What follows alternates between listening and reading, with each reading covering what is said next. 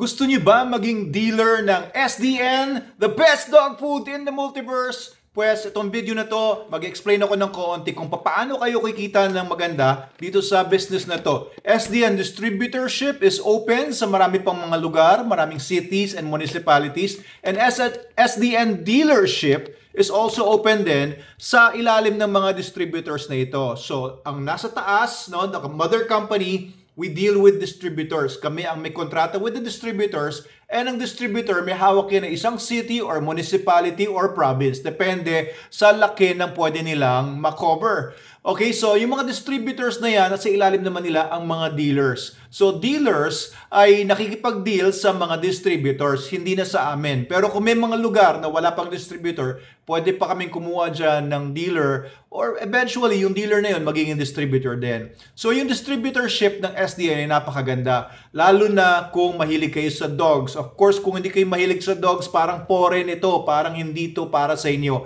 Pero kung familiar naman kayo sa distribution and gusto niyo dagdag ito, it's a very good idea because the pet food industry is growing and it's very big, no? It has a big market dito sa Pilipinas and we are just getting started. Alam niyo ba yung market sa pet food industry ay ilang daang milyong piso kada buwan. At yan po ay lumalaki kada taon in 2 digits, no? Ibig sabihin talaga maganda yung growth potential nito. If you're going to start today, hindi kayo magsisisi dahil talagang palaki itong industriya na to, hindi paliit. Parami ng parami, nagdadala ng mga dogs sa mga malls, nakikita niyo siguro, naglalakad sa mga kalsada, may kasamang mga dogs, purebred man yan, Aspin man yan, big dog, small dog, toy dog. Ay nako, tuwang-tuwa tayo sa mga dogs at talaga makikita yung social media, no?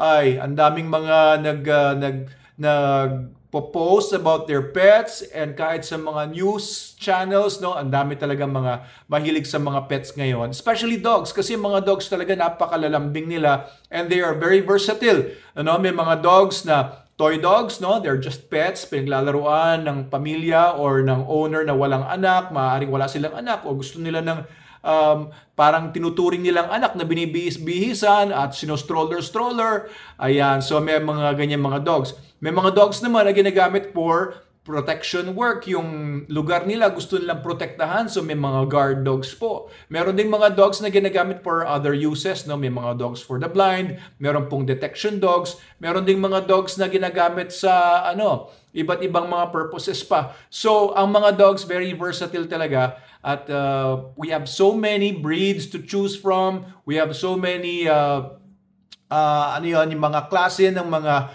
characteristics nila na mag-adapt well to our own lifestyle. So yung pet food or yung dog food, yan po ang pinakamalaking gastos ng mga pet owners, ng mga dog owners. Yan talaga ang pinakamalaki nilang pinagkagastusan. Ibig sabihin, nandyan umiikot talaga yung pera. Alam nyo kami sa Manalo K9, we started as a dog training business noong 2007, and then naging K9 services business kami.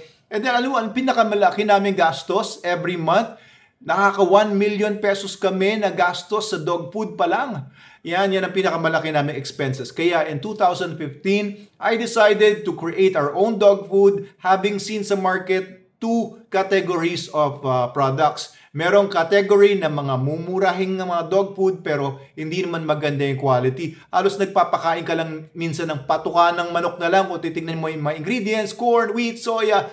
Ay nako, sayang yung pera na binibili ng mga ganong klaseng dog food. Meron namang good quality, no? Puro meats at magaganda yung ingredients, galing pa sa ibang bansa.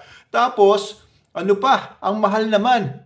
O okay sana kung mura, tapos high quality. Kaya naman, ito po ang ginawa ko. 2015, gumawa ko ng the best quality dog food pero hindi ganun kamahal. Pero of course, no, kung ikukumpara nyo nga naman sa mga dog food na puro mais, magkano lang naman ang mais per kilo? 10 piso, 20 pesos per kilo ang mais. Eh syempre, mura po yun. Hindi po natin pwedeng itulad sa puro meats naman ang laman. Kasi magkano ba ang karne ngayon, di ba? Magkano ang karning baka? Magkano ang karning baboy? 300, 400 pesos. Manok is 220. O depende kung nasaan man kayo at saan kayo bumibili. Alright, so mahal talaga ang meats. Ito kasing SDN natin ay dehydrated meats. Kaya, ang maganda dito, kung magdi-distributor kayo or dealer, you can be proud of it kasi hindi po yan patuka ng manok. Yan talaga ay food for the dogs. At ito naman, puro karne lang yung SDN42 beef natin. So, meron tayong iba-ibang variants ngayon.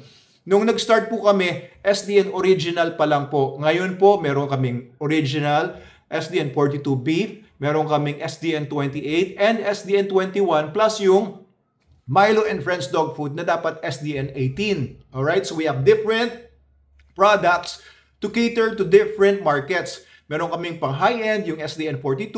Meron kaming pag mid-range, SDN28. At meron tayong pang masa, which is SDN21. Ang dog food na pang masa pero hindi basura. And meron din tayong Milo and Friends na talagang pang masang-masa talaga yon. And all available yan sa company namin, sa Manalo K9. So, dahil yan ang pinakamalaki naming gastos, gusto ko talagang gawin yung pinakamagandang dog food and it turned out talagang napakaganda ng resulta sa lahat ng mga dogs namin. All of our dogs are thriving on pure SDN lang. Hindi po kami nagbibigay ng mga supplements na hindi na kailangan ng mga pampalasa, anything else.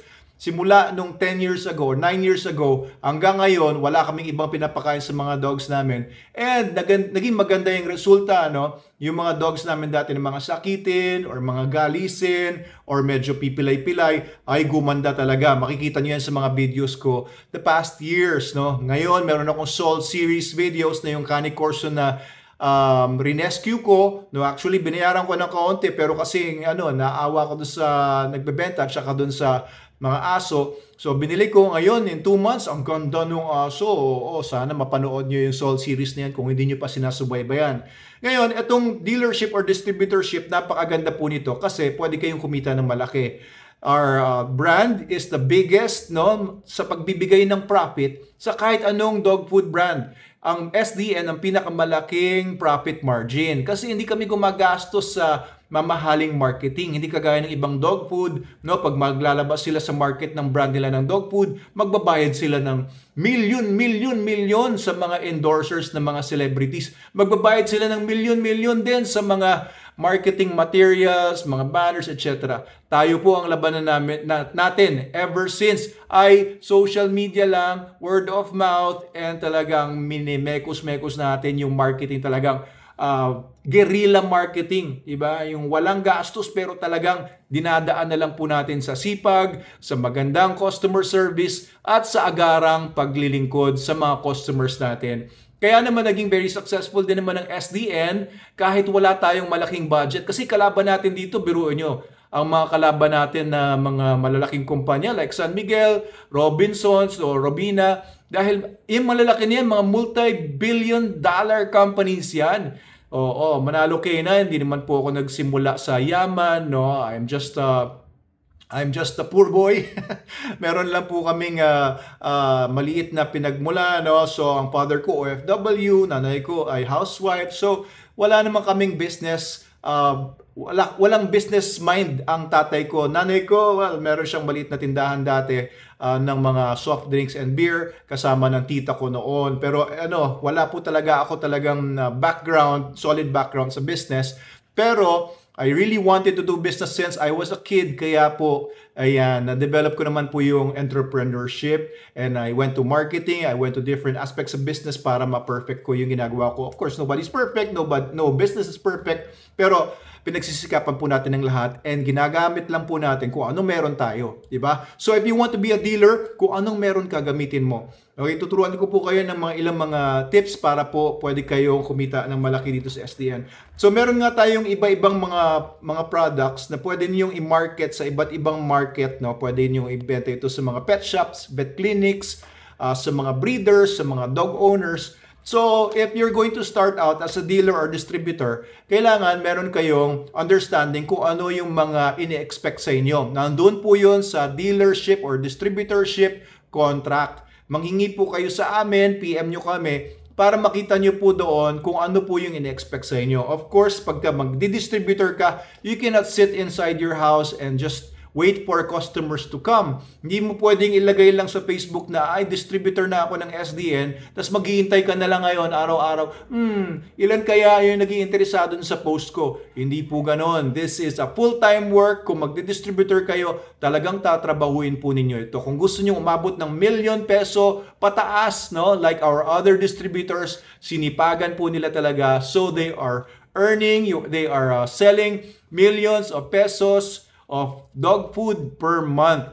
Kasi po talaga namang ang laki po talaga ng market. And to think, no, we are only holder of 0.67% ng market share ng dog food sa Pilipinas. Wala pang 1% ng mga bumibili ng dog food ang SDN ang binibili nila. Kasi maliit pa lang tayong kumpanya compared sa mga iba. So we are going to enter a market, no, kung kayo po ay magde-dealer or distributor, na papakilala nyo pa lang yung SDN basically sa market ninyo. Marami pang nagpupunta sa mga pet shop, vet clinics. Pag tinanong nyo meron bang SDN dito, maraming hindi pa nila alam kung ano yung SDN. Maraming may idea na about SDN, nakakapanood sa mga vlogs ko, pero hindi pa nila alam kung bakit mas maganda yung SDN kumpara sa ibang dog food. So marami akong mga videos na nag-explain doon. Pwede ko kayong turuan tungkol doon sa mga bentaha or advantages ng SDN compared sa nagpapakain sa iba. But this video is not about that. If you're going to be a dealer, magkano ba yung minimum na budget na kailangan nyo? You can start with as low as maybe 5,000 to 10,000 pesos kung yun lang yung kaya ninyo. And lahat yun produkto. Wala kayong babayaran na franchise fee, wala kayong babayaran na training fee or admin fee or whatever. Puro produkto po yun. Of course, you'll have to bring the product to your house kung saan man kayo nandun. Kailangan nyo ba ng shop? No, not necessarily. If you have your house, meron kang maliit na kwarto, doon mo ilagay yung mga stocks mo and you can start a business with your cell phone. And mag-set up ka lang ng Facebook page. When you have a Facebook page, you can sell anything you want there and i-share nyo yung mga post niyo sa mga dog groups at magkakaroon na kayo ng mga interested buyers. Of course, no, it pays kung meron kayong idea na kung paano magbenta. Simple lang naman, i-share ko sa inyo yung selling process. Number one, you have to have a contact list, no? Kung sino-sino yung mga bebentahan mo or mga prospect mo, ilista mo lahat yan. Tapos, i-categorize mo sila in order of priority. Meron dyan, may mga dogs, may dogs nga, pero wala namang pambili. Ilalagay mo sila kung sino uunahin mo. Unahin mo na yung may pambili, yung tinatawag na man sa sales, no? May money, may authority to buy, and merong talagang need. M-A-N, money, authority, and need. So, kung kailangan ng tao ng dog food, at gumagamit siya ng dog food, meron siya mga dogs, meron siyang otoridad para magdesisyon. Hindi niya tatanungin muna yung nanay niya, hindi muna tatanungin yung asawa kasi siya mismo yung nagdedesisyon. And meron siyang pera pambili, hindi siya naghihikaw sa buhay. Kasi yung naghihikaw sa buhay, papakain na lang yan, miss na lang, di ba? O tira-tira na lang, ipanghihingi na lang niya yan sa kapitbahay ng mga tira-tira nila.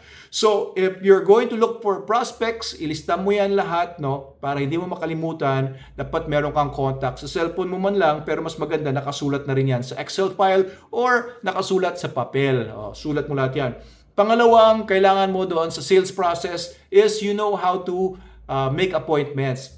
Message mo sila, gusto mo bang, interesado ka ba sa dog food or gusto mo bang maging dealer ng dog food? Tapos pag nag-response na maganda, and then pwede ka namang hingi ng appointment. Pwede ba akong tumawag sa'yo, 10 minutes lang, explain ko sa'yo to. Or pwede ba akong tumawag sa'yo bukas, siguraduhin mo lang na alam mo kung anong oras at alam mo kung anong petsa kayo tatawag para meron kayong formal na appointment. And kung magkikita man kayo in person, ay kailangan alam nyo kung saan kayo magkikita. Pangatlo, dapat marunong ka mag-present. You have to present yung buong business. It's either nagpa-prospect ka for a buyer or a dealer for your distributorship. Number one, kailangan na present mo kung sino ba yung kumpanya, sino ba may-ari ng kumpanya, gaano katagal na yung kumpanya, what is the company about, etc. Pangalawa, dapat alam mo rin yung product na binibenta mo. So pag-aralan mo lang, no, konting product knowledge. And then pangatlo, kung paano siya kikita kung sakaling naghahanap ka ng distributor or ng dealer mo or sub-dealer mo. Okay? O kung lumalapit ka sa mga vet clinics, magkano ba yung kitaan dyan? Magkano ibibigay mo sa kanilang percentage or commission or package deal? Depende sa diskarte mo yon. Okay, so if you're going to look for customers, you can get you can use 3 avenues, no? Number 1 is the physical selling. Pupuntahan mo mismo, iikutin mo mismo yung buong area mo kung saan meron ka exclusivity. Lahat ng areas mo niyan, bawat barangay, bawat subdivision, bawat street, dapat alam mo kung sino dyan yung may mga dogs, sino dyan yung may mga pet shops, vet clinics, etc. So if you are looking for a prospect, no, kailangan na makuha mo lahat yung information na yan. You can ask the barangay, you can ask your munisipyo para dun sa mga information na yan. O pwedeng pagtanong-tanong mo, bawat puntahan mo, may nakita ka doon, tapos ipagtanong mo kung sino pa yung alam nilang may vet clinic, pet shop, or mga breeders or dog owners. Referrals lang, mapupuno yung contact list mo. Okay, physical, ikaw mismo pupunta, may dala-dala kang sample, may dala-dala kang brochure or flyer, pero maganda, kung may sasakyan ka, nandun na rin yung pambenta mo para kung na-interesado sila, ay iwanan mo na kagad ng produkto para masubukan kagad nila kahit itong 800 grams lang na SDN 42 o kaya 1 kilogram ng SDN 21 pala to, o kaya itong 1 kilogram ng SDN 42B or original flavor or variant.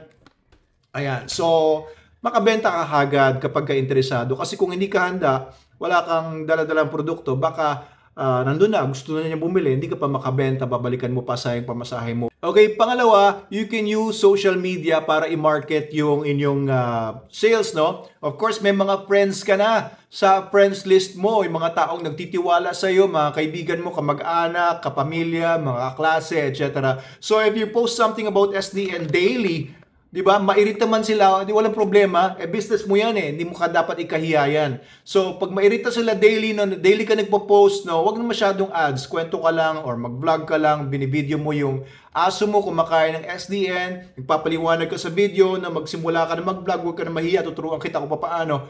Kung interesado ka, mag-message ka lang sa akin. Vlog ka, sabihin mo, ako na po yung bagong dealer dito sa lugar natin ng SDN. At kung interesado po kayo, ay meron po akong konting sample. Ay, maraming mga magme-message sa inyo dahil sample. Gustong-gusto ng mga Pilipino yan, libre, di ba? So, if you're going to give a small sample, kahit 50 grams lang, tapos natikman ng aso na gustuhan, sabihin mo, bili ka naman ng 1 kilo. Then, meron ka ng buyer kagad. The most important thing is makabili sila kahit maliit lang muna yan sa simula. Eventually, magugustuhan nila yung SDN at makakasanayan na nila. Bili na ng bili sila sa iyo. Ang maganda sa mga products natin, consumable. Pag consumable, ibig sabihin, bibili sila ng bibili paulit-ulit kung maganda yung serbisyo mo, kung nagustuhan nila yung produkto. So make sure na yung service mo ay excellent, di ba? So you have to give them the best customer care experience available or possible. Ayan, so you have to love your customers. Alright, so Facebook, no, merong Facebook pages. Kung hindi po kayo familiar, tinuturuan po namin yung mga distributors and dealers namin kung paano mag-set up niyan and kung paano yung magandang gawin for content creation, for posting, etc. Number 3 ay kung meron kayong online shops. Maganda po kung meron na kayong business permit, no? Madali naman kumuha ng business permit mula sa munisipyo kung sole proprietor lang kayo. So if you're going to get Shopee account, Lazada account, Lazmall, Shopee Mall later on, TikTok account, pwede na kayong magbenta online. Pag-aralan niyo po, tuturuan po namin kayo. Meron po kaming mga tao sa company natin na pwedeng alalayan kayo kung anong gagawin niyo. Paano ba yung pagkuha ng order, paano ba yung pag-post doon sa shop, paano ba yung pag-process, pag-wrap dun sa bubble wrap, etc. Tutulungan po kayo ng ating mga OSD people or yung online sales division po natin. And we're very happy to do that. Huwag kayong mahihiya sa amin manghingi ng tulong dahil syempre gusto namin maging successful kayo sa SDN dealership or distributorship ninyo para kami rin maging happy din, di ba? Kasi give and take lang naman yung business. Hindi kasi pwedeng ikaw ay lamang ng lamang sa iba. Dapat, the more generous you are, the more na maraming babalik sa iyo. Tawag ng iba dyan, karma. Tawag ng iba dyan is you reap what you sow, no? Merong theory of, tinatawag dyan na reciprocity, di ba? Yung babalik sa iyo kung ano man ang tinanim mo. So, we are going to be generous, no? Dapat maingay ka sa marketing mo. Dapat kahit sa ang sulok magpunta, yung mga tao dun sa lugar ninyo ay makikita nila may SDN poster, merong marketing materials. Of course, no, kailangan po natin gastusan muna yung distributorship natin. Effort muna sa simula, pero once na mag-start yung ball, o halimbawa may malaking bato, di ba, ang hirap itulak niyan, pero pagka Sinimulan mo itulak, pabilis na ng pabilis yan, lalo na kung downhill na siya. Pabilis ng pabilis yung malaking tinutulak ninyo. Pero sa simula, effort muna talaga. To market it, to make your friends know about it, send ng text at messages about SDN, hanggang maging interesado na sila. Ano ba yung SDN yan? Lagi ko naririnig yan. So magtutulong-tulong lang po tayo mga dealers, distributors, and mother company para sa marketing ng SDN kasi hindi pa natin ma-afford yung ginagawa ng iba ng malalaking marketing strategies or efforts, no? Yung pinakasikat natin na celebrity endorser, si Derek Ramsey, hindi nga nagpapabayad yun eh. Oo, nagustuhan lang talaga niya yung SDN nung nakita niya yung resulta nito dun sa aso niyang si Tyson na dating pilay, 6 months nang nakaratay, tapos nag-SDN lang abay, nagsimula na maglakad at naglalakad na ngayon doon sa kanilang subdivision. Okay, so this is a very good business, no? I might not have spoken about many of the things that I want to speak to you about right now tungkol dun sa business, but you can message us. Ako mismo, pwede nyo kausapin kung gusto niyo maging distributor or dealer ng SDN. At marami na pong mga distributors and dealers ng SDN na talagang kumikita sila, no? Some are earning hundreds of thousands per month in income, no, neto, and some are earning small dahil nagsisimula pa lang sila. Pero you have to do what is needed, what is necessary, kasi marami nga hindi nila alam kung anong gagawin. Akala nila maghihintay na lang sila ng ulan galing sa itaas at babaha na sa kanila ang pagpapala. It does not work like that. This is hard work but with great returns, guys. Alam nyo, meron kaming mga dog school, meron kaming canine services, meron kaming iba-iba, IAGD, meron kaming resort, meron kaming cafe and resto bar. Pero alam nyo ba, ang SDN po ang pinakamalaki naming kita sa kumpanya.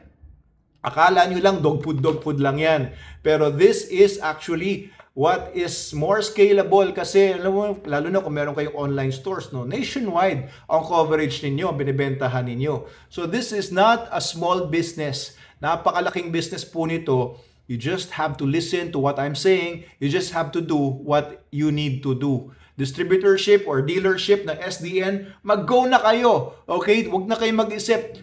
Put out feelers. Mag-post kayo sa Facebook page niyo. Gusto ko mag-dealer ng SDN. Anong palagay niyo, guys? Susuportahan niyo ba ako? And then wait for comments. At maganda po ito. 'Di ba? Pandagdag niyo kung may business na kayo, magdagdag po kayo ng SDN. It wouldn't hurt kung meron kayong dog breeding, dog training, stud services. Add this doon sa inyong ginagawang business. If you have other businesses, maganda rin to i-add on.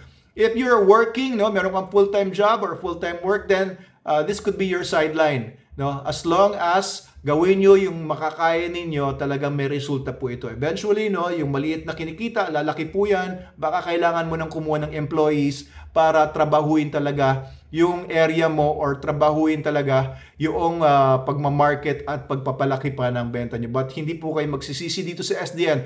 Ako po mismo magsasabi sa inyo, ang ganda pong business nito. Mag-message na po kayo sa amin. Dr. Abel Manalo po ito. Manalo Group of Companies, SDN, Manalo K9, SDN Corporation. Thank you po. Mabuhay po tayong lahat. Peace.